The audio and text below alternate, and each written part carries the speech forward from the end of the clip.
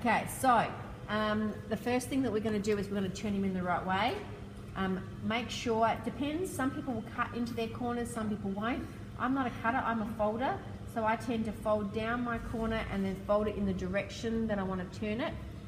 Grab it, put my finger on the inside, pull it through, and then it should turn out, if you're lucky in the big city, it should turn out in a beautiful pointy corner, just like that. Okay, beautiful pointy corner. And that comes from folding it in the direction you want it to go, holding it with your thumb and finger, pulling it in that right direction. I put my pin in the corner just to pull out that corner a little bit. It should be beautiful, beautiful and flat. My pin is in the right side, so I know that should be the longer side. You can take him over to the iron, give him a really good old press, and then I'm going to stay stitch along that bottom edge at a foot's width. Okay, because it's a stay stitch, you don't need to back tack, stitch all the way through. That's fine, it's just a stay stitch to hold these two ends in half so they don't move around. Don't even ask, I don't know. I must have put my heel down. I don't think I did, but must have. Yeah. I was being really careful about putting my foot up further on this machine, but really not. What have I done with my snips? Sorry, can I borrow your snips, son? Thanks.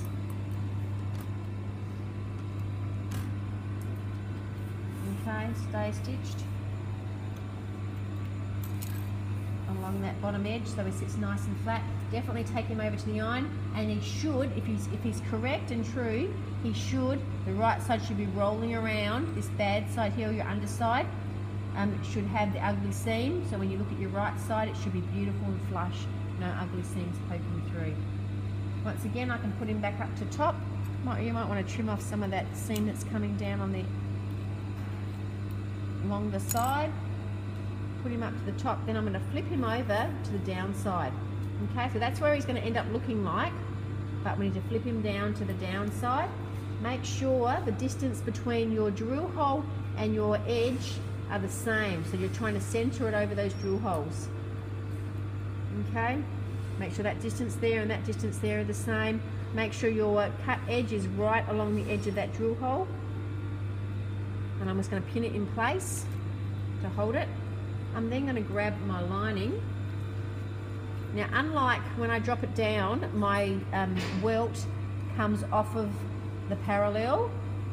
My lining stays on the parallel. Okay, so don't be confused by that. See how the lining edge is there? If I place my lining the wrong way, it would sit off parallel with my sides. That's wrong. I want to place it so it does sit exactly parallel with my sides. Same deal, make sure there's the same amount when you center your lining, same amount of lining over each side. Then I'm just going to put my pins through all of my layers. Okay, and the last thing we're going to do for this stage is we're going to stitch through all of those layers all the way through, right from the absolute edge of that welt to the edge of this welt.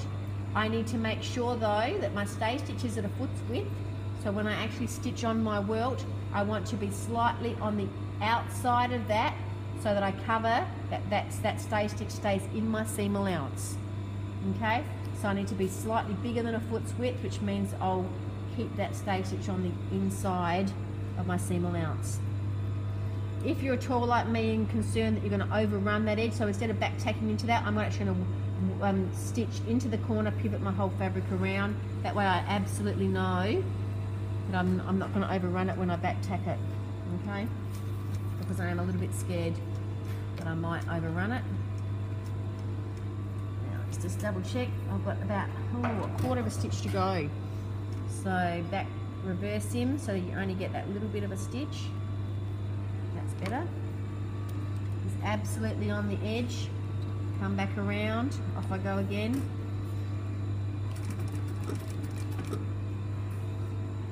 Making sure that I'm stitching just on the outside of that stitch length, that stay stitch underneath, so that I cover it, so that it's inside here in my seam allowance. This needle has also got a snag in it, so it's catching, so you might want to change your needle too. Same deal, walk it into that corner, make sure that, perfect. Flick him around, looking back. And the only reason I'm pivoting him around is so that I don't go crazy on my back tack. Control my back tacking. Cut my ends off. Cut my ends off. What you want to check, you're going to flick him over to the right side. What you want to check here is that you can't see any ugly stay stitch creeping out to the wrong side, or the right side should I say.